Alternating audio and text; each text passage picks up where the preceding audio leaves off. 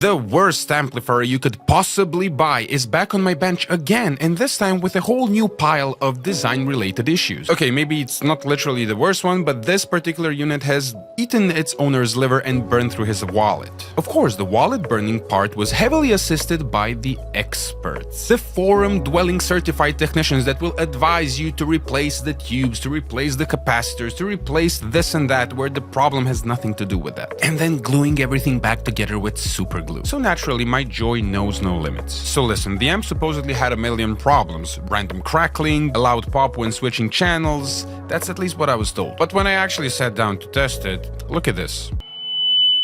The thing oscillates by itself, and the moment I started taking it apart, I immediately figured out why. Genelux Gold Lion tubes. Very expensive, very good tubes. For hi-fi, not for a Mesa Boogie. That's some typical forum-level money-burning wisdom there. And now the real battle begins. I run tests, I quickly narrow down what the problem might be, but the amp still needs to be disassembled. Which, in the case of a Boogie, is a disaster. Now, it's one thing to take the amp apart, and it's a completely different thing to take the amp apart without breaking anything. This model is designed in an especially horrible way, so during disassembly I had to mentally and emotionally support myself by uttering a few beautiful words in Serbian. Jebem vam materu pičku.